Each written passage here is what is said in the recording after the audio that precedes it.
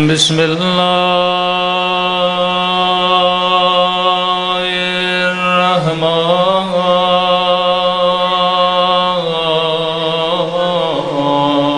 الرحيم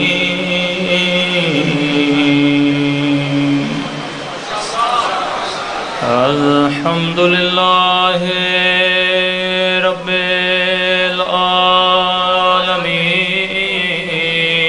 العالمين الحمد لله كما هو أهله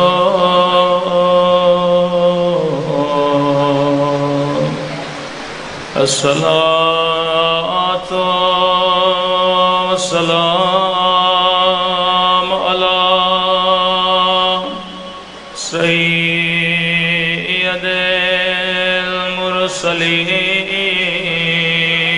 المرسلين وخاتم النبيين أبي القاسم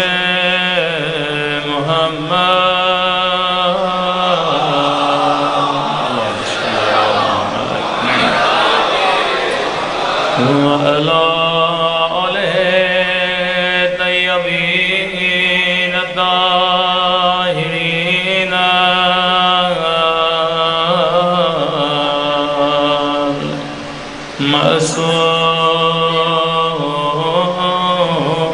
المعصومين سب مل کے امام زمانہ کی دعا اللہم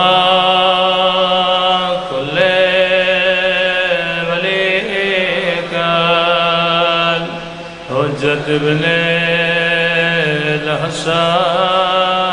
الحسن صلواتک علیہ وعلی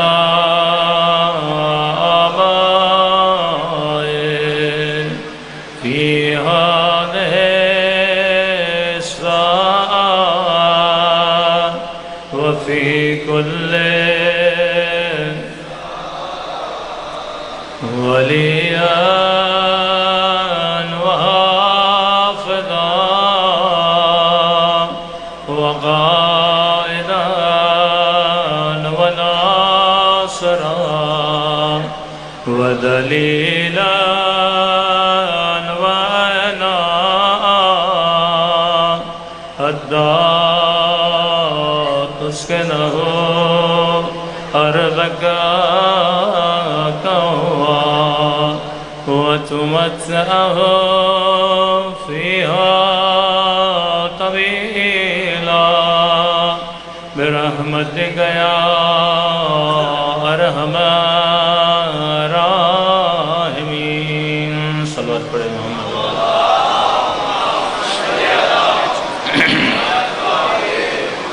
بسم اللہ الرحمن الرحیم رب اشرح لي صدری ويسر لي امری واحلل عقدة من لساني يفقهوا قولي اما بعد فقد قال سبحانه وتعالى فاسألوا اهل الذکر ان کنتم لا تعلمون صلوات پڑھے محمد وعلی محمد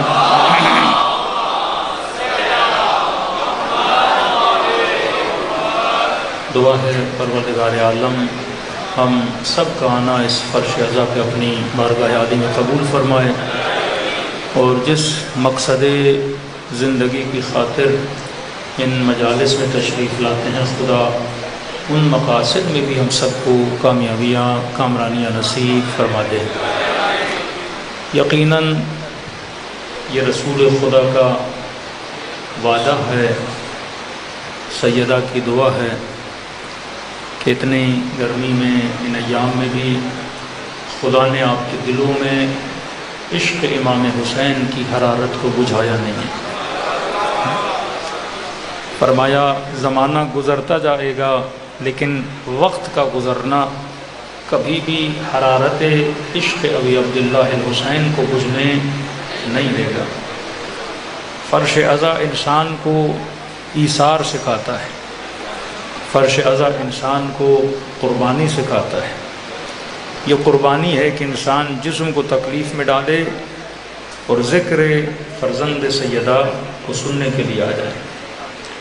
یہ قربانی ہے کہ انسان ان کی راہ میں مال خرچ کرے، نظر و نیاز کرے۔ یہ قربانی ہے کہ انسان اپنا وقت محمد اور آل محمد کے لیے وقف کرے۔ پروردگار عالم نے قرآن مجید میں انسان کو زندگی گزارنے کے لیے اصول بتائے ہیں، اور میں اگر کامیابی چاہتے ہو تو اصولوں پر عمل کرو، کیونکہ یہ کتاب زندگی گزارنے کا سلیقہ انسان کو سکھاتی ہے۔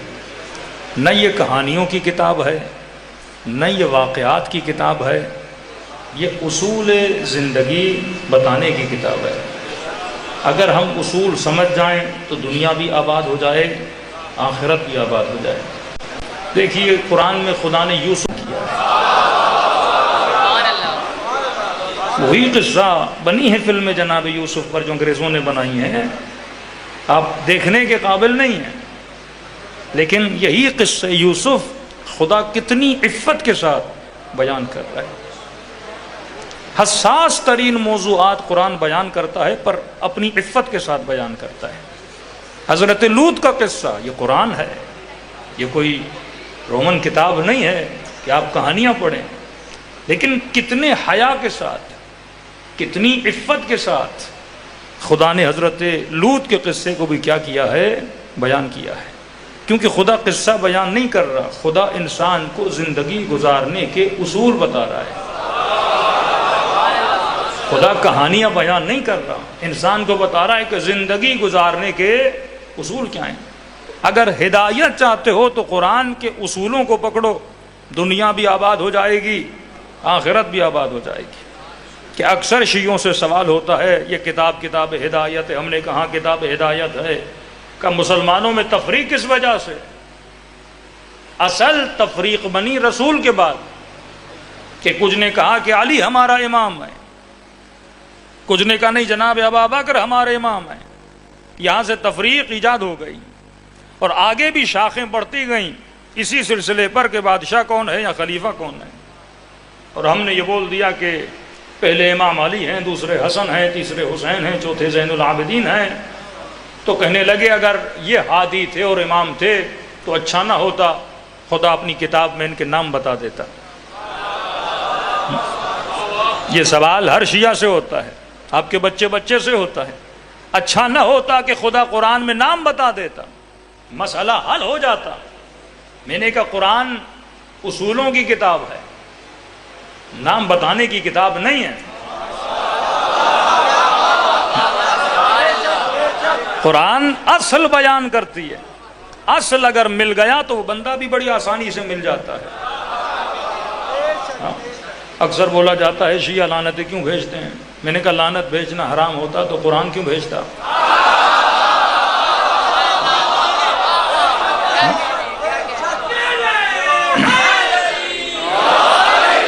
اگر ہم اصول زندگی قرآن پہ عمل کریں، لیکن خدا جب لعنت بھیجتا ہے نام نہیں لیتا، جب لعنت بھیجتا ہے نام نہیں لیتا، اصول بتاتا ہے کہ کس پر لعنت ہے، نہ کوئی قید ہے نہ کوئی بند ہے۔ لعنت اللہ علی القوم الظالمین، خدا کی لعنت ہے ظالموں پر۔ اب مفتی سے سوال بنتا ہی نہیں کہ یزید پہ لعنت بھیجوں یا نہ۔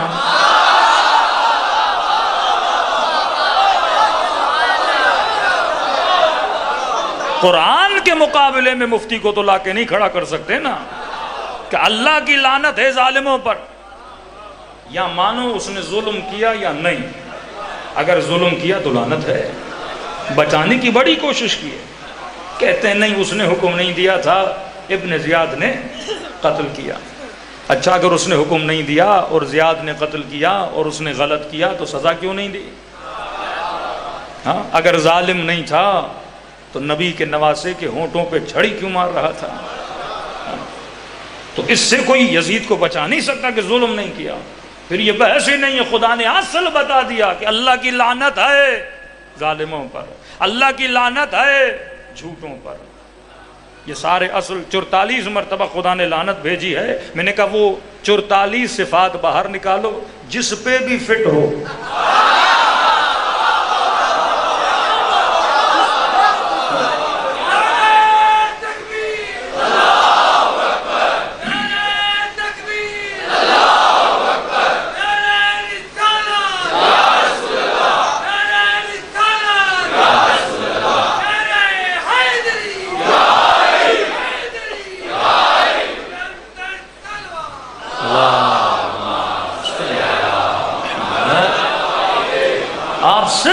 اپنے بچوں کو کہیں میرے لال ایک رمضان میں قرآن پڑھو، اصول نکالنا شروع کر دو۔ بڑے سے بڑا مفتی بھی آپ سے بات نہیں کر سکتا کہ قاتل بھی رضی اللہ، مقتول بھی رضی اللہ۔ بھائی یہ اصل کہاں سے نکالا تم نے کہ مارنے والا بھی اس کے لیے بھی دعا کر رہے ہیں اللہ راضی ہو، مطلب اس کے مرنے پہ بھی تو راضی ہے، اور جو مر گیا بیچارہ اس کے مرنے پر بھی راضی ہے، یعنی جس نے مارا اس سے بھی راضی اور جو بیچارہ مر گیا اس سے بھی راضی۔ کہ نہیں نہیں، ہم سب کے لیے معاملہ اور ہے، کچھ لوگوں کے لیے معاملہ اور ہے۔ میں نے کہا قرآن کی طرف چلتے ہیں۔ من یعمل مثقال ذرۃ خیرا یرہ، ومن یعمل، جو شر بھی کرے دیکھے گا، جو خیر بھی کرے دیکھے گا۔ یہ جو من یعمل ہے، اس من میں سب آتے ہیں نا، آج کا مسلمان بھی، کل کا مسلمان بھی، جو بھی خیر کرے گا دیکھے گا، جو بھی شر کرے گا دیکھے گا۔ اب اس جو بھی سے آپ کچھ کو نکال نہیں سکتے، یہ اصل کس کا ہے؟ اللہ کا اصل ہے۔ اب کہا فتنہ ختم ہو جاتا اگر خدا بارہ کے نام بتا دیتا، میں نے کہا نہیں، فتنہ اور بڑھ جاتا۔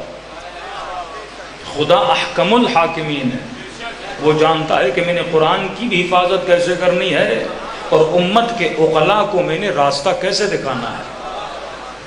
میں نے کہا بالفرض تیری خواہش خدا پوری کر دیتا، بتا دیتا پہلا علی ہے، دوسرا حسن ہے، تیسرا حسین ہے، چوتھا علی ہے، پانچواں محمد ہے، چھٹا جعفر ہے، ساتواں قاسم ہے، آٹھواں علی ہے، نواں محمد ہے، دسواں علی ہے، گیارہواں حسن ہے، پھر بارہواں محمد ہے۔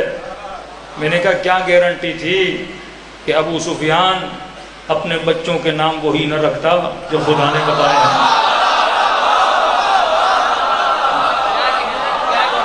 کیا گارنٹی تھی؟ چھوٹی سی مختصر سی حدیث ہے کہ من کنت مولاہ فہذا علی مولا، جس کا میں مولا اس کا علی مولا۔ اب مولا کی معنی اتنی انہوں نے بدل دی کہ مولا کا مطلب دوست ہے، مولا کا مطلب یہ ہے۔ میں نے کہا جب لفظ مولا کو بدل سکتے ہیں تو جو اللہ نام بتاتا اگر یہ اپنے بچوں پہ نام رکھ دے پھر تو مسئلہ یہ ہو جاتا نا کہ اللہ والا علی کون ہے اور بندوں والا علی کون ہے۔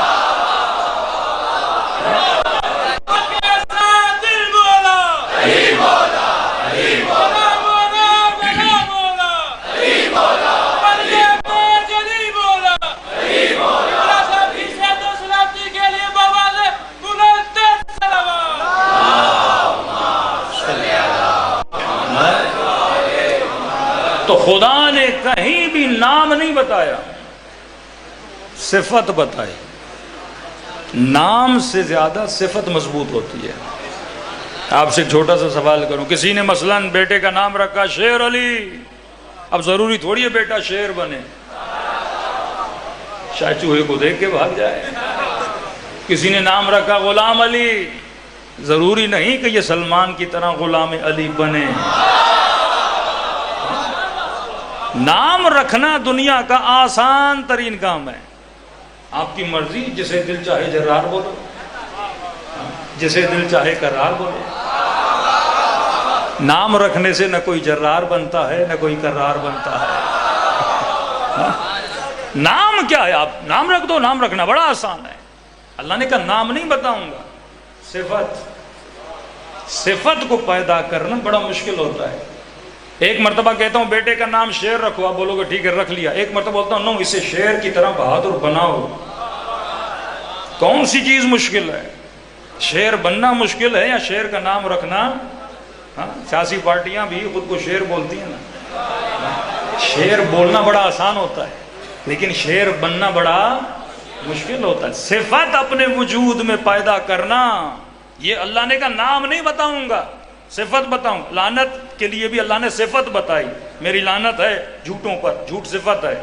میری لعنت ہے ظالموں پر، ظلم کیا ہے؟ صفت ہے۔ کا نام نہیں، صفت بتاؤں گا۔ میں مثال دیتا ہوں، مثلا میں کسی کو 5000 دوں اور بولوں مثلا جامعۃ المنتظر میں چلے جاؤ، وہاں پر جس کا نام علی ہو اسے 5000 دو۔ آپ نے 5000 مولانا سے لیے، جامعۃ المنتظر گئے اور آپ نے اعلان کیا بھائی جس کا نام علی ہے آگے 5000 لے لے۔ اب وہاں پہ جتنے بیٹھے ہوں گے اور جس کا نام علی ہوگا سارے آگے آ جائیں گے۔ بندہ پریشان کہ میں نے دینا کس کو، وہ بھی کہے گا مولانا میرا نام علی، وہ بھی کہے گا میرا نام علی، لیکن ایک مرتبہ صفت بتاؤں کہ وہاں جاؤ گے ایک جناب ہوں گے، مثلا سر پہ امامہ ہوگا، کالا امامہ ہوگا، داڑھی بڑی ہوگی، ایج یہ ہوگی، اوصاف جب بتاؤں گا نا تو ڈھونڈنے کی ضرورت نہیں ہے، وہ خود کو دکھا دیتا ہے۔ کتنا آسان تھا نبی یہ بولتے کل علم علی کو دوں گا،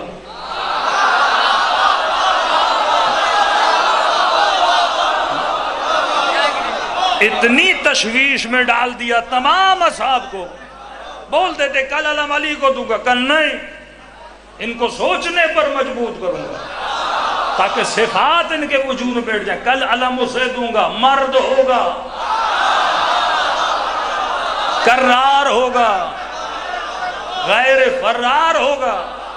کیا بتائی؟ صفت بتائی، کیونکہ صفت نام سے زیادہ مضبوط ہوتی ہے۔ اب سوال یہ ہے کہ جب ولایت کا بھی اعلان کرنا پڑا تو مختصر کہا میں اللہ ولی، مختصر کہا کہ میرا رسول ولی، اس کے بعد نام نہیں لیا، صفت بتائی، والذین آمنوا الذین یقیمون الصلاۃ ویؤتون الزکاۃ وہم راکعون۔ تیسرا وہ ولی جو صاحب ایمان ہے، نماز قائم کرتا ہے، زکوٰۃ دیتا ہے، یہاں تک اللہ بولتے تو سارے مسلمان بولتے ہم بھی صاحب ایمان ہیں، ہم بھی نماز پڑھتے ہیں، ہم بھی زکوٰۃ دیتے ہیں، لیکن صفت بتا کے ظاہر کر دیا وہ زکوٰۃ دینے والا جو حالت رکوع میں زکوٰۃ دیتا ہوا نظر آتا ہے۔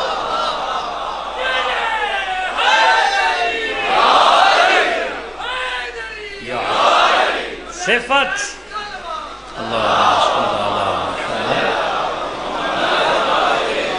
کیا بتائی؟ صفت امیر المؤمنین کا ایک جملہ ہے، فرمایا افراد سے حق کو نہ پہچانو، حق سے افراد کو پہچانو۔ دیکھو اس بندے کے اندر وہ صفت پائی جاتی ہے یا نہیں پائی جاتی۔ بندے میں اگر صفت نہیں ہے تو بندہ صحیح نہیں ہے۔ نام نہ دیکھنا، کیا دیکھنا؟ صفت دیکھنا۔ ایک آیت تو کہتا ہوں آپ اہل بیت کے چاہنے والے تو یاد کر لیں، آیت اطیعوا اللہ، اللہ کی اطاعت کرو، اطیعوا الرسول، رسول کی اطاعت کرو، وَأُولِي الْأَمْرِ مِنْكُمْ، اور کس کی اطاعت کرو؟ اب صفت بتا دی جو تم میں سے اولی الامر ہو۔ اب بڑے بڑے مفتیوں سے جا کے پوچھئے قبلہ پہلے کا پتہ ہے، دوسرے کا پتہ ہے، کہیں محسوس نہیں ہو رہا خدا الجھن میں ڈال رہا ہے؟ پہلے کا اعلان کر دیتا ہے، دوسرے کا اعلان کرتا ہے، تیسرے کی صفت بتاتا ہے، حالت رکوع میں زکوٰۃ دے۔ پہلے کا اعلان کیا اللہ کی اطاعت، دوسرے کا اعلان کیا رسول کی اطاعت، جب تیسرے کی باری آئی کہ اولی الامر منکم، جو تم میں سے صاحب امر ہو، صفت بتا دی۔ اور عجب بات یہ ہے کہ سارے مفتیوں سے پوچھ لی۔ میں کہتا ہوں اللہ کا شکر عطا کرو کہ در اہل بیت کے نوکر ہو، اور آج ثابت کروں گا تمہارے شکر ادا کرنے کے لیے میں ایسا کیوں بول رہا ہوں۔ یعنی شکر ادا کرو کہ خدا نے آج کے زمانے میں بھی تجھے نعمت میں رکھا ہے۔ جائیے مفتیوں سے، مولویوں سے، کہیں بھی کوئی مفتی مولوی ٹکرا جائے، اس سے پوچھئے مولانا یہ بتائیے تو صحیح کہ اولی الامر کیا ہے، کیونکہ معاملہ حساس ہے۔ اطیعوا اللہ، اللہ کی اطاعت، رسول کی اطاعت، اللہ کے بعد واو، رسول کے بعد واو، اس کے بعد دوبارہ اولی الامر کی اطاعت ہے۔ یہ اطاعت ایک دوسرے کے اوپر سوار ہوتی ہو رہی، یعنی جیسی اطاعت اللہ کی ویسی اطاعت رسول کی، جیسی اطاعت رسول کی ویسی اطاعت اولی الامر کی۔ کون ہے اولی الامر؟ پوچھئے مفتیوں سے، مولویوں سے۔ اور یہ بھی نہیں کہ یہ اطاعت صرف 4 تک تھی، یہ سلسلہ چل رہا ہے۔ ہر زمانے میں ہمارے اوپر 3 اطاعتیں واجب ہیں۔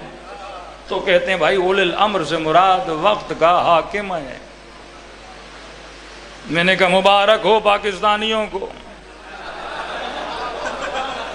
اس وقت تم سب کا اولی الامر شہباز شریف، بندہ نام کا شریف ہو تو شریف نہیں ہوتا۔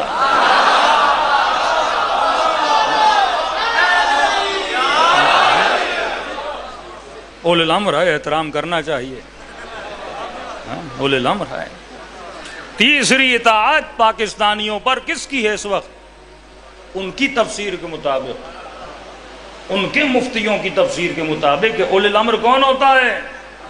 وقت کا حاکم۔ اس وقت پورے پاکستان کا اولی الامر کون ہے؟ اب سمجھ رہے ہو تم نعمت میں ہو کہ نہیں؟ اب سمجھ رہے ہو شیعہ نعمت میں ہیں کہ نہیں؟ اہل بیت کے در کی دوری شہباز کے در پہ لاتی ہے۔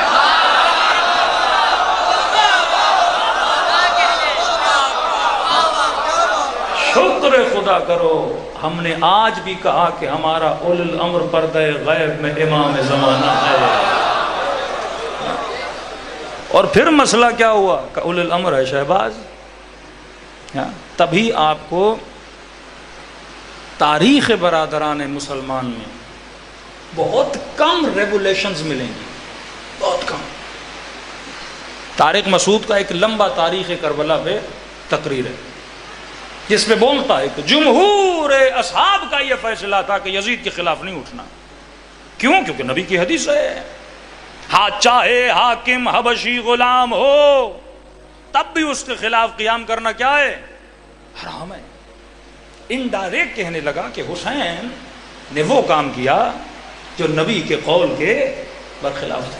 پھر کہتا نہیں حسین لڑنے تھوڑی گئے تھے، حسین کو خط آئے اور امام نے سمجھا امت ساتھ دے گی تو میں بغیر جنگ کیے اس کو راضی کر لوں گا کہ یہ تخت سے کیا ہو جائے، برکنار ہو جائے۔ لیکن جب پہنچے کربلا ان کو پتا چلا کوفی ساتھ نہیں دے رہے، پھر اس نے کہا کہ ٹھیک ہے میں جاتا ہوں شام، یزید سے بات کرتا ہوں اور وہاں جا کے اس کی بیعت کرتا ہوں، لیکن ابن زیاد نے جانے نہ دیا۔ اسی فلسفے کی وجہ سے آپ کو پوری تاریخ مسلم میں کوئی ریولیشن نظر نہیں آتی۔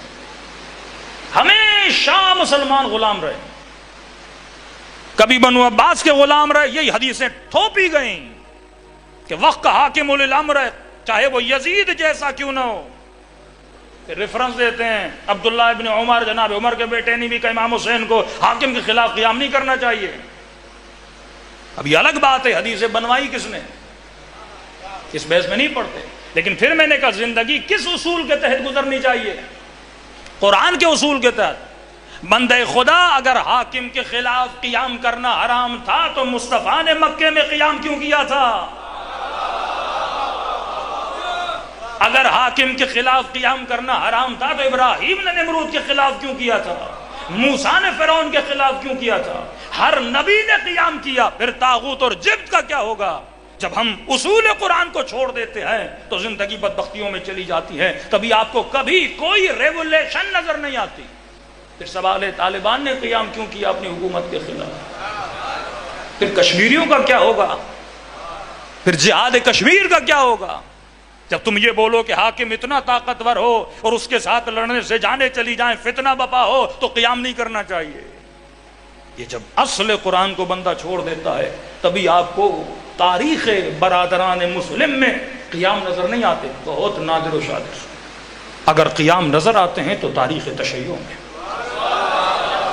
قیام حسین ابن علی، قیام علی ابن ابی طالب جنگ صفین، قیام جناب زید، خود چھٹے امام کے زمانے میں 3-4 قیام ہوئے ہیں ظالموں کے خلاف۔ اور دور حاضر کا سب سے کامیاب ترین قیام قیام خمینی شاہ کے خلاف ایران میں، یمن میں یمنی شیعوں کا قیام، لبنان میں لبنانی شیعوں کا قیام، اور جنہوں نے قیام کیا خدا نے ان کو آج عزت بھی دی ہے، ذلتوں سے بچایا ہے۔ تو ایک غلط تفسیر انسان کی زندگی کو تباہ کر دیتی۔ آج ان کا اولی الامر کون ہے؟ وقت کا حاکم ہے۔ اور اگر وہی مسلمان اگر امریکہ میں رہے تو اولی الامر کون بنا؟ جو بائیڈن اولی الامر، الحمدللہ۔ اب مزے کی بات یہ ہے کہ اگر اولی الامر مان لیا ہے تو یہی مسلمان جب بینک میں اکاؤنٹ کھولنے جاتا ہے تو اس اکاؤنٹ کے ایک کالم میں پوچھا جاتا ہے کہ تیرا سیکٹ کیا ہے، تیرا فرقہ کیا ہے، شیعہ ہو یا سنی ہو؟ تو اس نے بینکر سے پوچھا بھائی کیوں پوچھ رہے ہو؟ شیعہ ہوں، اکاؤنٹ کا اس سے کیا جائے؟ کہ دیکھو سنی اپنی زکوٰۃ حکومت کو دیتے ہیں، زکوٰۃ اولی الامر کو ملنی چاہیے نا، جو حاکم ہوگا اسی کو زکوٰۃ جائے گی۔ اور کا شیعہ کا نہیں، شیعہ ایسے اولی الامر نہیں مانتے۔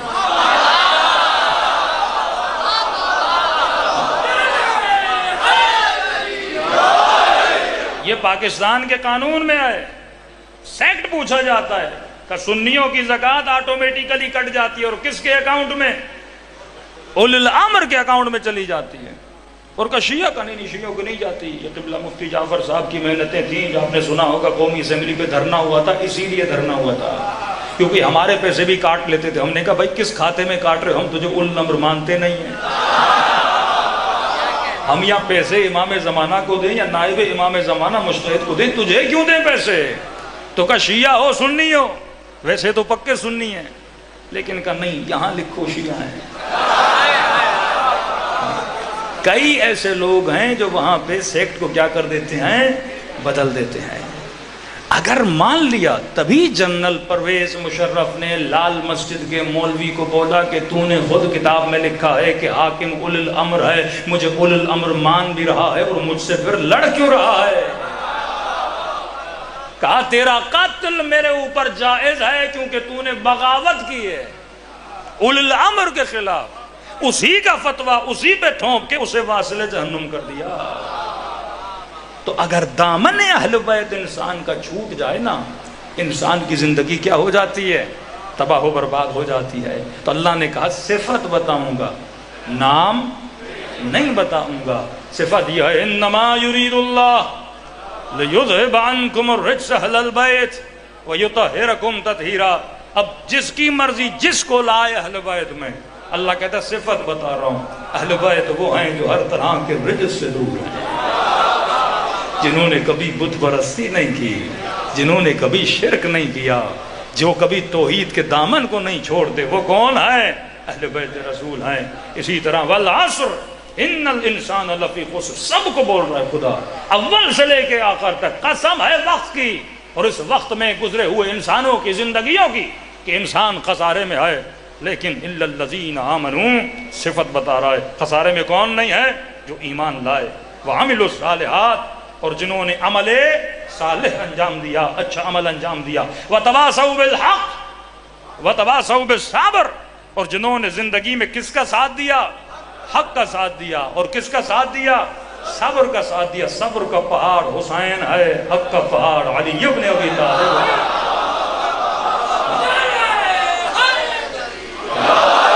علی مع الحق والحق مع علی، علی حق کے ساتھ ہے، حق علی کے ساتھ ہے۔ یہ نہ دیکھنا کہ حق کہاں جا رہا ہے، یہ دیکھنا کہ علی کہاں جا رہے ہیں، کیونکہ جہاں جہاں علی جاتے ہیں وہیں حق خود کو موڑ لیتا ہے۔ دیکھیے ہم یہاں مولوی یا ذاکر کی اگر آپ لوگ احترام کرتے ہیں تو یہ احترام ذاتی نہیں ہے، کرائے پہ لیا ہوا ہے۔ ہمارا احترام عاریتاً ہے، کرائے والا ہے۔ کیسے؟ آپ ہمارا احترام کرتے ہو اہل بیت کی وجہ سے، ایسا ہی ہے۔ کسی ذاکر کا احترام کرتے ہو ذکر حسین کی وجہ سے۔ تو یہ مولوی ہوں یا مفتی ہوں یا جو بھی ہوں، یہ اگر قرآن کی باتیں کرتے ہیں، حق کی باتیں کریں گے تو اللہ کے دربار میں ان کا احترام ہے، لوگوں کے یہاں بھی ان کا احترام ہے۔ لیکن اہل بیت جو حق بیان کرتے ہیں وہ کرائے والا نہیں ہے۔ دیکھیے ہر بندہ اچھی بات کر سکتا ہے لیکن ضروری نہیں وہ اچھا ہو۔ ہر بندہ جنت کا راستہ دکھا سکتا ہے، ضروری نہیں وہ خود بھی جنتی ہو۔ اس کو اس طرح سمجھاؤں کہ ایک مرتبہ بریانی کھا رہے تھے، آپ نے سوال کیا کہ یہ نمکین کیسے ہوئی، تو میں نے کہا اس کی نمکینی نمک سے ہے۔ آپ نے پانی پیا، پانی میٹھا تھا، میں نے کہا اس کا میٹھا پن کہاں سے آیا، کیونکہ ذاتاً پانی میٹھا نہیں ہوتا، اچانک آپ نے دیکھا ٹھیک ٹھاک میٹھا ہے، تو میں نے کہا اس کی مٹھاس کہاں سے آئی؟ شکر سے آئی، چینی سے آئی، شہد سے آئی۔ لیکن ایک مرتبہ آپ یہ پوچھتے ہو بریانی کی نمکینی نمک سے، شربت کی مٹھاس شکر سے، لیکن جب آپ یہ پوچھو گے کہ مولانا خود شکر کی مٹھاس کہاں سے آئی، خود نمک کے اندر نمکینی کہاں سے آئی، تو آپ بولو گے اس نے نمکینی کسی سے لی نہیں ہے، اس کے ذات کے اندر ہے۔ اس نے مٹھاس کسی سے لی نہیں ہے، اس کے ذات کے اندر ہے۔ سب کو حق لینا پڑتا ہے، علی کی ذات ہی حق ہے۔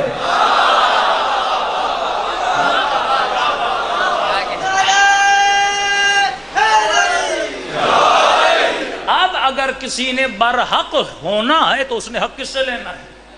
علی سے لینا ہے۔ اگر کسی نے صالح ہونا ہے تو اس نے نیکی کس سے لینی ہے؟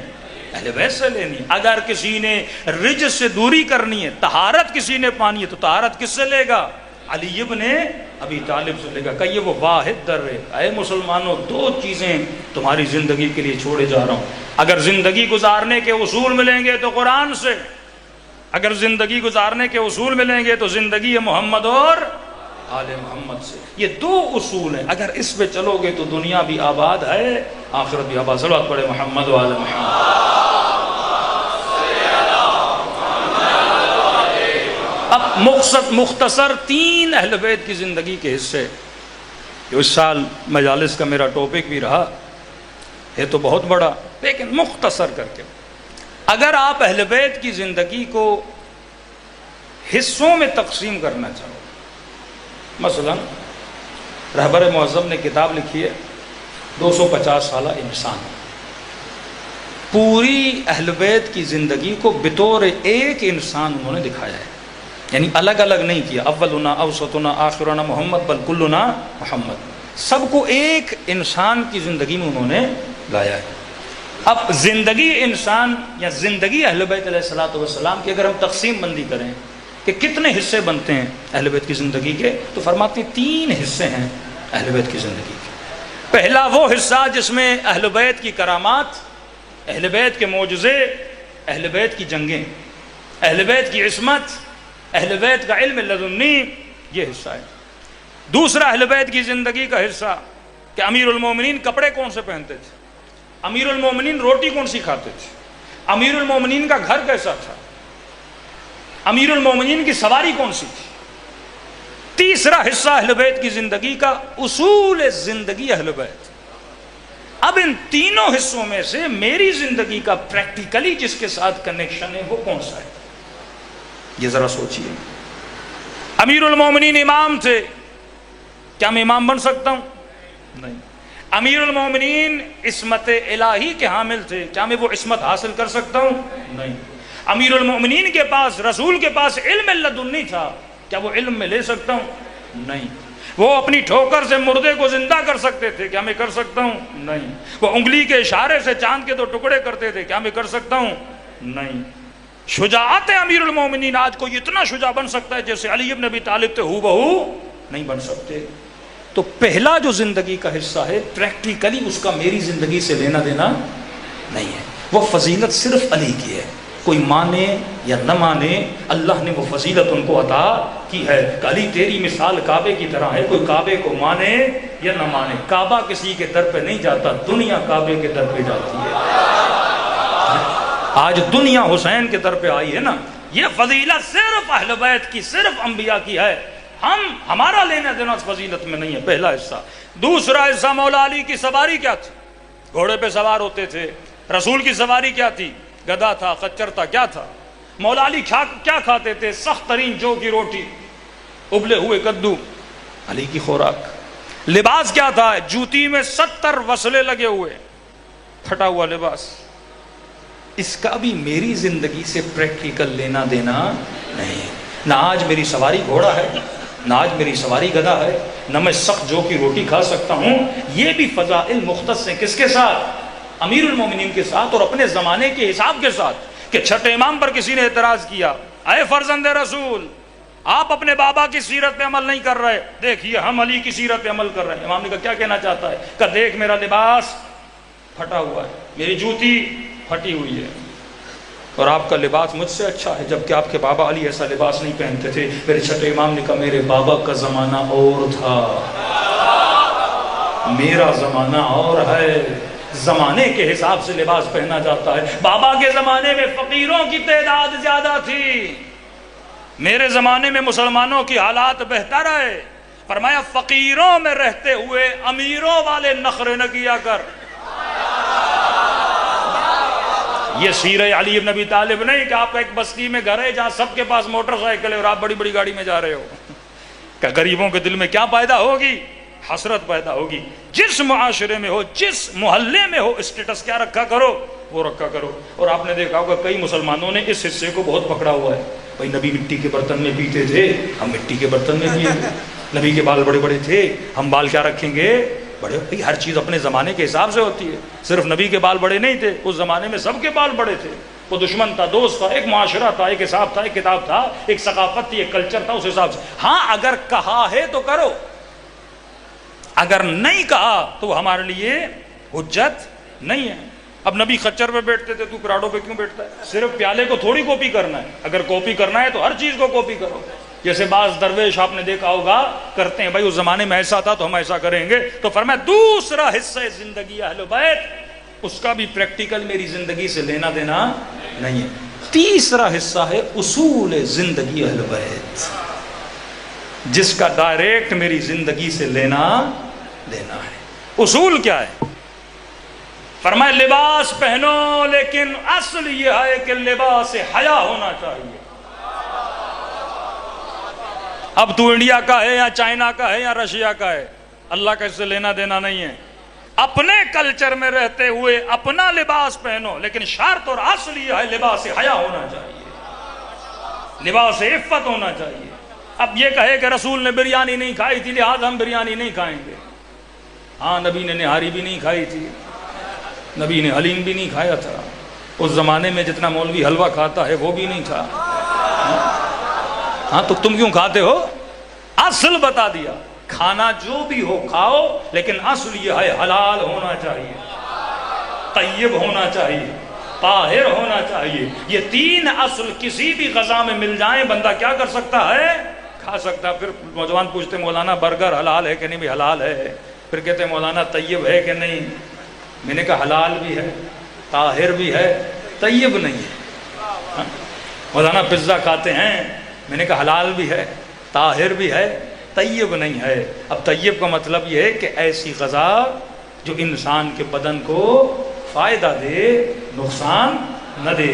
اہل بیت ہمیشہ وہ کھاتے تھے جو انسان کی روح کے لیے بھی فائدہ مند تھا، انسان کے جسم کے لیے بھی فائدہ مند تھا۔ ایک مومن کے گھر گئے، اللہ تمام مومنین کو ہدایت دے۔ ہم نے دیکھا الحمدللہ اس کا بچہ کم از کم بھینس کے بچڑے جتنا ہوگا، 12-13 سال کا بچہ، لیکن 120 کلو کا وزن۔ ہاں میں دیکھ کے ہی سمجھ گیا یہ برگر والا بچہ ہے۔ اب اللہ نے پیسہ دیا، اس کا مطلب یہ تھوڑی آپ کو بچہ پیارا لگتا ہے کہ رات کے 2 بجے برگر کھلاؤ، پزا کھلاؤ۔ میں نے کہا مجھے یہ بتا، امام زمانہ ظہور کریں گے، یہ فوج میں تمہارے بیٹے کو کہاں فٹ کریں گے؟ کہاں فٹ کریں گے؟ واقعاً فوج میں صحیح سالم تگڑے بندے لیے جاتے ہیں، دشمن پہ اٹیک بھی کر سکیں، صحیح طریقے سے ادھر ادھر دوڑ بھی سکیں۔ میں نے کہا نسل کو ایسا تیار کرو کہ اگر کسی صبح جمعہ آواز آئے کہ انا المہدی، تمہارے بیٹے امام کو لبیک کہنے کے لیے کیا ہو؟ تیار ہو۔ اتنی اپنے بچوں کو نازک پرور، جسموں کو اتنا کھلا کھلا کر نافرمان نہ بنا۔ غذا وہ اصل بتایا، طیب طاہر۔ 13-14 سال کے جناب قاسم، لیکن بہادری دیکھیے نا، تربیت کی ہے، یتیم بچہ ہے لیکن ماں نے اس کو اس طرح بڑا کیا ہے نا۔ جناب قاسم ولی اکبر جوان ہے لیکن ہمت اور وقار دیکھیے، حضرت عباس جوان ہے، ہمت اور وقار دیکھیے۔ یہ بہادری اپنے بچوں کے نسلوں کے سینوں میں آپ نے منتقل کرنی ہے۔ یہ بہادری مائیں منتقل کرتی ہیں کہ بیٹے کو بہادر بنانا ہے، ہر میدان میں لڑنے کا حوصلہ اس کے وجود میں ہونا چاہیے۔ تو فرمایا تیسرا حصہ کیا ہے؟ اصول زندگی اہل بیت۔ اصول کو فالو کرو گے دنیا کامیاب ہوگی۔ ہماری مجلسیں بھی 3 حصوں پر ہوتی ہیں۔ ایک مجلس میں صرف پہلا اصل بتایا جاتا ہے، اہل بیت کے معجزے، اہل بیت کی کرامتیں، اہل بیت کی جنگیں، مردوں کو زندہ کرنا۔ وہ اصل صرف اہل بیت کا ہے، اس کا پریکٹیکلی میری زندگی سے لینا دینا نہیں ہے۔ تیسرا اصل ہے اصول زندگی اہل بیت۔ اس اصل کا ڈائریکٹ انسان سے لینا دینا ہے، لیکن کیونکہ انسان کے وجود میں حب ذات ہے، انسان تیسرے اصل کو سننا پسند نہیں کرتا، کیونکہ مجمع میں کوئی دیندار ہے، مجمع میں کوئی آدھا دیندار ہے، مجمع میں کوئی سیکولر ہے۔ اب یہ تینوں طبقے علی کو مانتے تو ہیں، لیکن تینوں کو وہ چیز اچھی لگتی ہے جس کا تعلق علی سے ہے، میری ذات سے نہیں ہے۔ اگر علی کی جنگ کی بات ہوگی یہ تینوں خوش ہوں گے، اگر امیر المومنین کے معجزوں کی بات ہوگی یہ تینوں خوش ہوں گے، اگر عصمت کی بات ہوگی تینوں خوش ہوں گے، کیونکہ تینوں علی کے ماننے والے ہیں اور تعریف ان کے امام کی ہو رہی ہے تو بندہ خوش ہوگا۔ لیکن جب اصل زندگی اہل بیت کو بیان کیا جائے گا، جس کا ڈائریکٹ میری اور آپ کی زندگی سے لینا دینا ہے، یہاں بندے کی ذات اٹیک ہوتی ہے، ہارڈ ہوتا ہے کہ آج مولوی صاحب میرے لیے پڑھ رہے ہیں، بندے خدا تیرے لیے نہیں پڑھ رہے. یہ اصل زندگی اہل بیت ہے کہ میں نے کہا اگر کسی راشی بندے کو لا کر ممبر کے ساتھ بٹھا دیا جائے اور پوری مجلس اگر رشوت پہ پڑھی جائے تو یہ بندہ کیا بولے گا؟ مولانا میرے لیے پڑھ رہے ہیں، کیونکہ اس اصل کا ڈائریکٹ سی زندگی سے لینا دینا ہے. اگر کوئی انسان جھوٹا ہو اور پوری مجلس جھوٹ پہ پڑھی جائے تو وہ یہ سمجھے گا مولانا میرے لیے پڑھ رہے ہیں، کیونکہ تیسرے اصل کا انسان کی زندگی سے لینا دینا ہے. تو معصومین فرماتے ہیں ہماری کرامتیں ہماری ہیں، لیکن تو یہ بتا تم نے علی کی کرامتیں سنی، علی کی زندگی سنی، جب تیسرا اصل امیر المومنین کا سنا تو یہ بتا تو نے خود کو سلمان بنایا کہ نہیں بنایا، تو نے خود کو حر بنایا کہ نہیں بنایا، تم نے خود کو میں سمجھ تمار بنایا کہ نہیں بنایا. علی کی واہ واہ کرو گے، علی ہے بلند، ایسا بن کہ علی تیرے لیے واہ واہ کرے کہ السلمان منا اہل البیت، سلمان ہم اہل بیت میں سے ہے. کہ مولا سید نہیں، بنو ہاشم نہیں، یہ اہل بیت کیسے بنا؟ کہ جب جب سلمان کو دیکھو گے تجھے تب تب علی کی یاد آئے.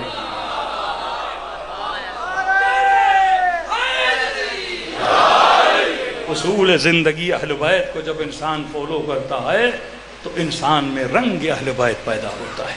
یہ قرآن کی آیت ہے صبغۃ اللہ ومن احسن من اللہ صبغہ، کون ہے جو خود کو رنگ خدا میں رنگ دے. مسلم ابن اوسجا کوفے سے جا رہے تھے، حبیب کی نگاہ پڑی. مسلم کہاں جا رہے؟ کہ حبیب بوڑھا ہو گیا، داڑھی کو خضاب کرنے جا رہا. کہ مسلم یہ دنیا کا رنگ ہے، لگاؤ گے چند مہینوں میں ختم ہو جائے گا. آؤ تجھے وہاں لے جاؤں، داڑھی کو وہ رنگ لگاؤ جو کبھی داڑھی سے اترے نہ. کہ حبیب کیا کہنا چاہتے ہو؟ کہ آؤ جان کو حسین پہ قربان کرو، داڑھی کو خون سے خضاب کرو. ہاں اور کیوں بنا؟ گنجائش نہیں ایک مجلس میں، لیکن خدا کی قسم اگر کربلا میں حر نہ ہو تو کربلا ناقص ہے، کربلا میں زہیر نہ ہو تو کربلا ادھوری ہے، کربلا میں اکبر نہ ہو تو کربلا ادھوری ہے، کربلا میں علی اصغر نہ ہو تو کربلا ادھوری ہے. کربلا کا ہر کیریکٹر اپنی جگہ پہ اس کا ہونا ضروری تھا. میں نے کہا اگر کربلا میں حر نہ ہوتا تو گنہگار کس امید سے فرش عذاب پہ آتا؟ انسان خطا کار ہے نا، معصوم تو نہیں ہے. نہ ہی اہل بیت کہتے تم معصوم بنو، ان کو بھی پتا ہے معصوم بننا مذاق نہیں ہے. یہ کام ہے سلمان کا، ابو ذر کا. یہ امید تھی حر کا کربلا میں ہونا. امام جانتے تھے تب قیامت عزادار آئیں گے، فرش عزا پہ سنیں گے.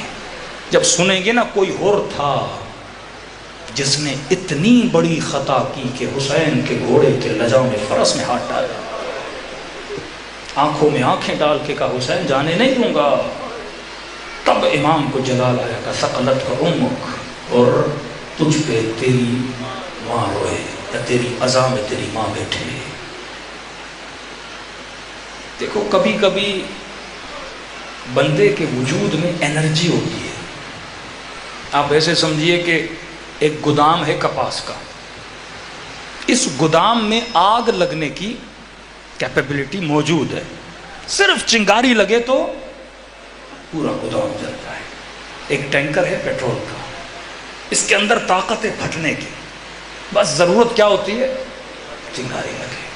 حر کے اندر کیپیسٹی تھی حسینی بننے کی. ایسا نہیں، حر کا قلب اس قابل تھا کہ وہ حسینی بنے. ضرورت تھی اسے امامت کی تھوڑی چنگاری لگے. امام نے وہی کام کیا.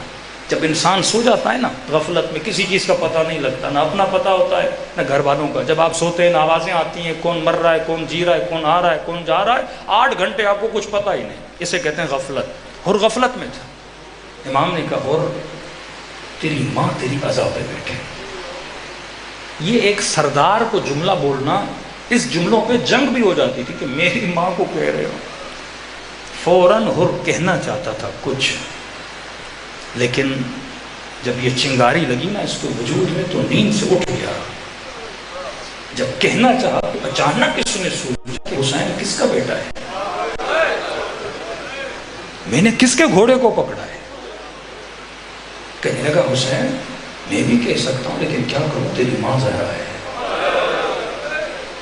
شب عاشور خیمے میں بیٹھا تھا، اس کی 4 سال بچی خیمے میں آئی، کہنے لگی بابا پیالے میں تھوڑا پانی ملے گا؟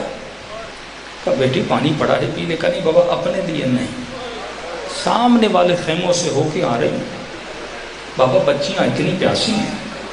پہلے زمانوں میں مٹکوں کے اطراف میں بوریاں باندھتے تھے تاکہ پانی ٹھنڈا رہے۔ کہ بابا مٹکے سارے خالی ہو چکے ہیں، وہ جو بوریاں گیلی ہیں نا زمین پہ پڑی ہیں، بچیاں اپنے سینے کو ان بوریوں پہ رکھ کے ٹھنڈک کو محسوس کرنا چاہتی ہیں۔ اب مصلے پہ بیٹھ کے سوچنے لگا، اور جس حسین نے اپنا سارا پانی تیرے لشکر والوں کو پلا دیا، اگر نہ پلاتا آج اس کی بچی پیاسی نہ ہوتی۔ اور جس حسین کو ایک جملہ بول نہیں سکتے، قیامت کے دن جب حسین کی ماں تجھ سے پوچھے گی میرے بچے نے تیرا بگاڑا کیا تھا، اس کو کیا جواب دو گے؟ معافی مانگ کر جب حسین کے قدموں میں آیا نا، آنکھوں پہ پٹی ہاتھوں میں رسی، امام نے کہا اور آنکھوں پہ پٹی کیوں باندھی؟ کہ مولا کاش اندھا ہو جاتا، آپ کی آنکھوں میں آنکھیں ڈال کے نہ دیتا۔ گناہ کے بعد احساس شرمندگی اگر آ جائے، واللہ حسین سینے سے لگاتے ہیں، واللہ اتنے واقعات ہیں آج کے زمانے کے۔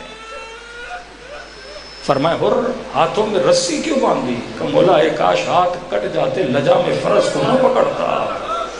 احساس گناہ اگر ہو جائے، مولا یہ کہتے اور سینے سے لگ جا، نہیں، حسین نے کہا بھیا اور حسین کے سینے سے لگ جا۔ یہ واقعہ 100% سچا ہے، کیونکہ پریکٹیکلی عراق میں منقول ہے کہ کربلا میں جب سیلاب آیا تو کئی قبروں کے پتھر ہٹ گئے، تو ان میں سے ایک قبر تھی جناب حر کی۔ بادشاہ کو پتہ چلا، کہتے ہیں قبلہ جنازہ صحیح سالم، زخم بدن کے ایسے ہیں جیسے کل حر شہید ہوا ہے۔ اب ان کو پتہ کیسے چلا یہ حر ہے؟ نام تو نہیں لکھا تھا نا، قبریں تھیں۔ پھر جا کے جناب حر کا روزہ بنا، کہتے جب جنازے پہ پہنچے تو حر کے ماتھے پہ ایک رومال بندھا ہوا تھا۔ علماء کو جمع کیا، انہوں نے کہا کہ ہم نے روایات میں پڑھا ہے کہ شہداء کربلا میں سے جس شہید کے ماتھے پہ رومال باندھا گیا تھا وہ حر کا ماتھا تھا۔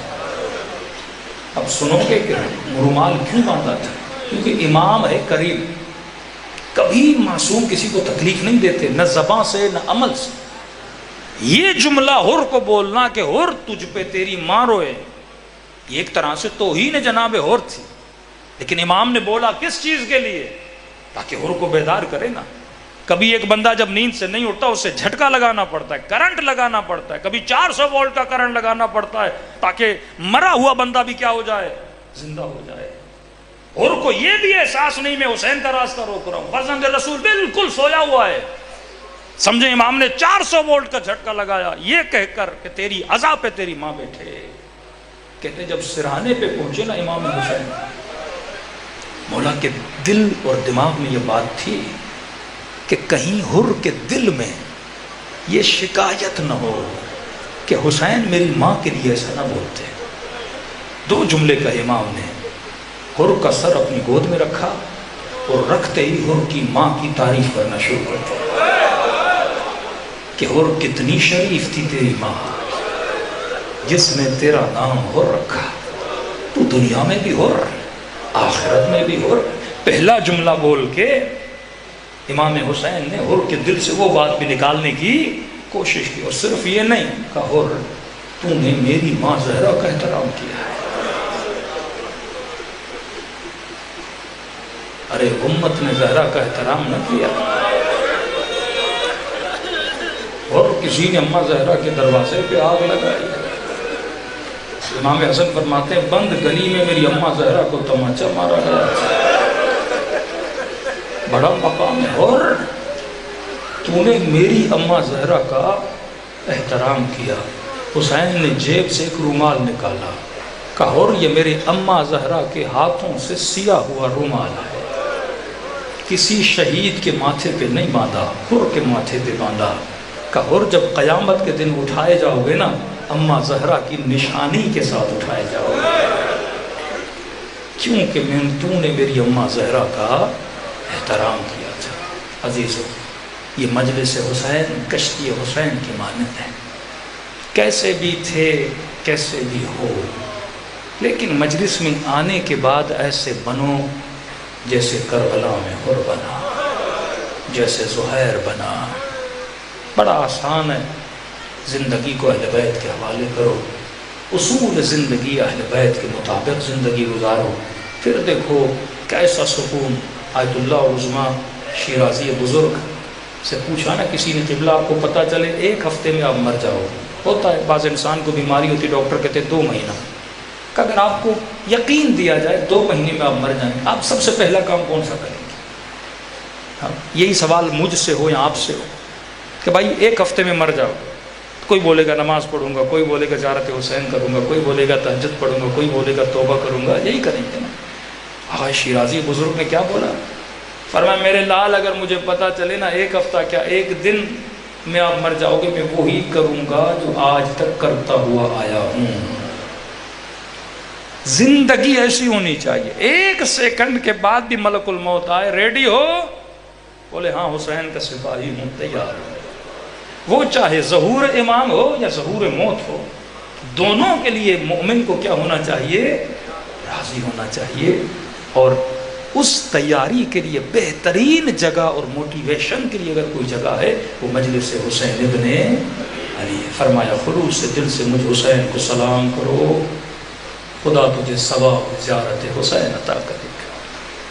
کہ مولا ایک سلام سے ثواب ملتا ہے، فرمایا اگر سلام کرو نہ چاہتے ہوئے اگر آنکھوں سے آنسو آ جائیں، یہ مت سمجھنا یہ تیرے آنسو ہیں، حسین نے تجھے تیرے سلام کا جواب دیا ہے۔ خلوص سے دل سے دلوں کو کربلا لے کر چلیں۔ دیکھیے مسائل معرفت کے ساتھ ہوں۔ حدیث میں نے پڑھی کہ اگر مچھر کے پر کے برابر بھی پلکیں گیلی ہو جائیں، مچھر کے پر کے برابر، خدا اس کا اجر بھی ضائع نہیں کرتا۔ خلوص سے اگر امام کی دربار میں اللہ کو حسین کا واسطہ دیا جائے تو انسان کا بیڑا پار ہو جاتا ہے۔ سب نے السلام علی الحسین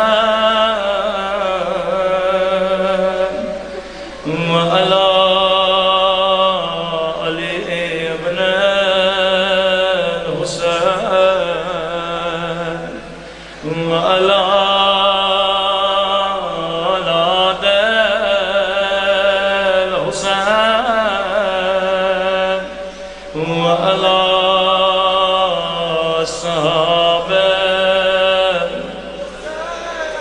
بلند آواز سے السلام علی حسین وعلی علی ابن حسین کی صدا بلند وعلی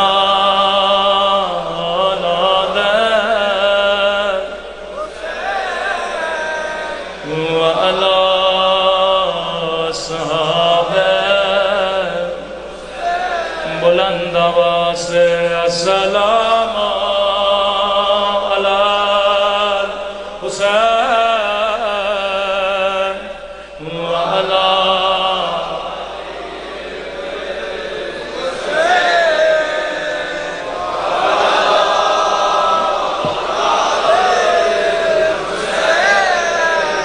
وعلی صحابہ میرا سلام ہو زینب کی لٹی ہوئی چادر پہ،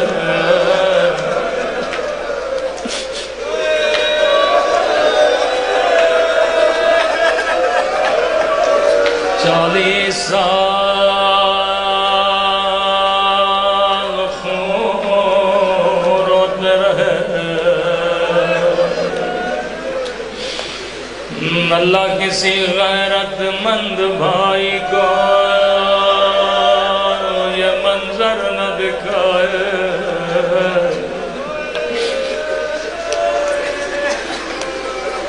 آپ نے زندگی میں بڑے ذاکروں سے مسائل سنے ہوں گے، لیکن کبھی کبھی زندگی میں زیارت ناہیہ پڑھا کرو، یہ کسی ذاکر کا نوحہ نہیں، امام زمانہ کا نوحہ ہے۔ جب کبھی دل کرے رونے کا، امام رضا فرماتے ہیں اپنا شبیر،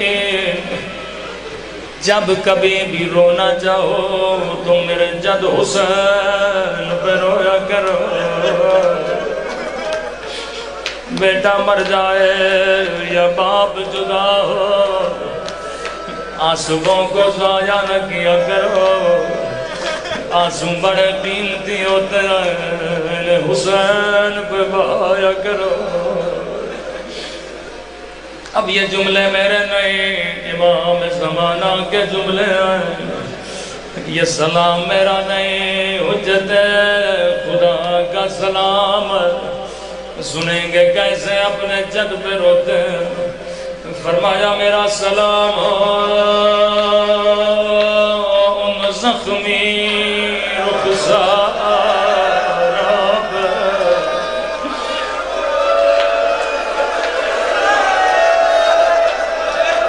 نام نہیں لیا، صرف صفت بتائے،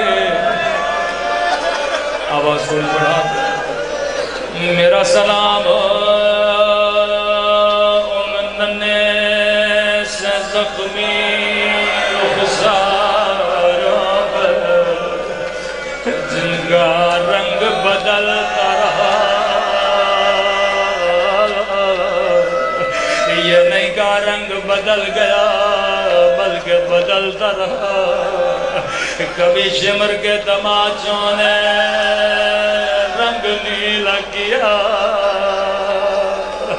کبھی ظالم کے تماچوں نے رنگ کالا کیا۔ رسول خدا کی حدیث ہے، مسلمانوں کبھی حیوان کو بھی منہ پہ نہ مارا کرو۔ انہوں نے نبی کی نواسیوں کو تماچ مار، رو رو کے کہتی تھی میرے غریب بابا، او میرے 3 دن کے پیاس بابا، بابا ذرا آنکھیں کھولو، ذرا میرے زخمی رخسار دیکھو۔ بابا میرے رخسار چھوٹے تھے لیکن شمر کا ہاتھ بڑا تھا۔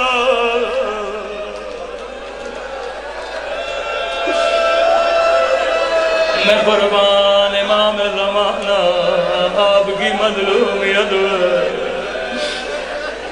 اگلا سلام اس سے بھی درد بڑا سلام، فرمایا میرا سلام ان ننے سے رخساروں پہ، جن کا رنگ بدلتا رہا۔ فرمایا میرا سلام ان زخمی کلائیوں پہ، جنہیں رسیوں سے باندھا گیا تھا۔ یہ زینب کے بندے ہاتھ ہیں جنہیں امام زمانہ یاد کر رہے ہیں۔ شاید کسی مومن کے ذہن میں سوال ہو، بی بی زینب کے 2 تازیانے بھی لگے، شمر نے نوکے نیزہ سے بی بی زینب کو مارا، لیکن امام زمانہ نے وہ مصیبت یاد نہیں کی، بلکہ کہا میرا سلام زخمی ہاتھوں پہ جنہیں رسیوں سے باندھا گیا۔ اللہ جانے ان ہاتھوں میں ایسی کیا مصیبت تھی۔ راوی کہنے لگا 11 محرم کو زینب اونٹ سے ایسے گری وہ جیسے عباس گرے تھے۔ شاید کوئی مومن کہے مولانا زینب کے تو بازو سلامت ہے، عباس کے بازو سلامت نہیں تھے۔ میں نے کہا جواب میں نہیں دوں گا۔ امام زمانہ فرماتے میرا سلام ہو میری ان پتھیوں پہ جن کے ہاتھوں کو ان کی گردنوں سے باندھا گیا۔ وہ زینب ایسے گری جیسے عباس گھوڑے سے گرے تھے۔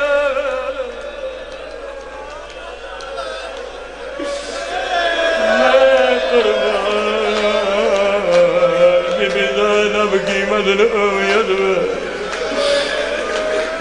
اگلا سلام اس سے بھی درد بڑا سلام ہے۔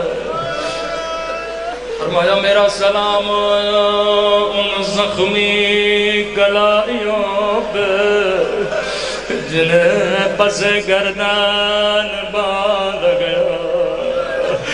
قدیمی مومنوں امام کا اشارہ سمجھ کے رکنا۔ فرمایا میرا سلام ان پھٹے ہوئے ہونٹوں پہ، میرا سلام زخمی ہونٹوں پہ، او جن پہ ظالم چھڑی مار رہا تھا۔ امام زمانہ آپ کا وہ ہونٹ یاد ہے۔ مولا ایک سلام میں بھی کرنا چاہوں گا۔ آپ نے کہا آپ کا سلام زخمی ہونٹوں پہ، لیکن میں کہوں میرا سلام ان ننھی سی آنکھوں پہ جو یہ منظر دیکھ رہی تھے۔ اللہ کسی بچی کو بابا کا کٹا ہوا سر نہ دکھائے۔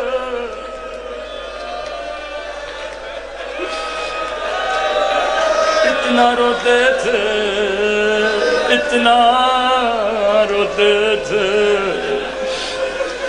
کہ سوالی نے سوال کیا مولا اب تو امام ہے، شہادت آپ کا ورثہ ہے، پانی کو دیکھا روتے ہیں، کسی جوان کی شادی میں گئے اکبر اکبر کے روتے ہیں۔ امام نے کہا تو نے میرے ساتھ انصاف نہ کیا، یعقوب کا ایک یوسف گم ہوا تھا، اتنا روئے وَبْيَضَّتْ عَيْنَا کے سفید ہو گئے، لیکن کربلا میں میرے 18 یوسف مارے گئے۔ تو نے سچ کہا شہادت میرا ورثہ، علی اکبر کے سینے میں برچھی لگنا میرا ورثہ تھا، علی اصغر کے گلے میں تیر لگنا میرا ورثہ تھا، میرے بابا کے بدن پہ گھوڑوں کا دوڑ جانا یہ میرا ورثہ تھا۔ لیکن اے پوچھنے والے تو نے انصاف نہ کیا، کیا شرابی کے دربار میں جانا، کیا بازار شام میں جانا یہ بھی سجاد کا ورثہ تھا۔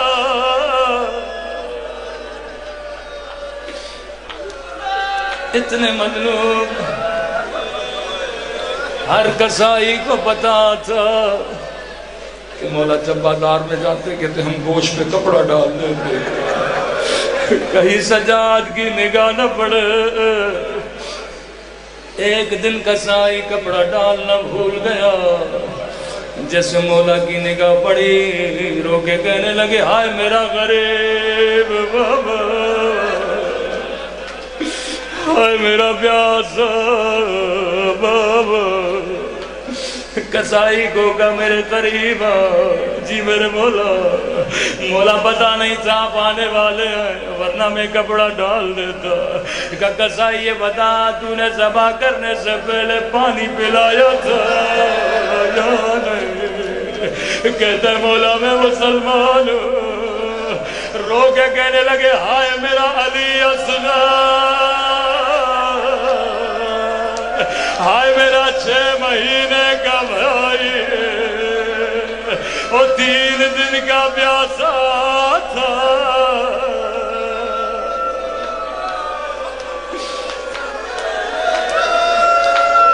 دوسرے سوال نے پورے بازار کو رلایا. مولا میں نے پانی پلایا تھا کہ یہ بتا جب تو نے ذبح کیا کیا چھری کو تیز کیا تھا یا نہیں؟ کہتا ہے مولا میں مسلمان ہوں، چھری کو تیز کرتا ہوں تاکہ گلے کے کٹنے میں تکلیف نہ ہو. رو کے کہنے لگے ہائے میرا غریب بابا، خنجر کند سے میرے بابا کا گلا کاٹ گیا، ظالم نے 7 وار کیے.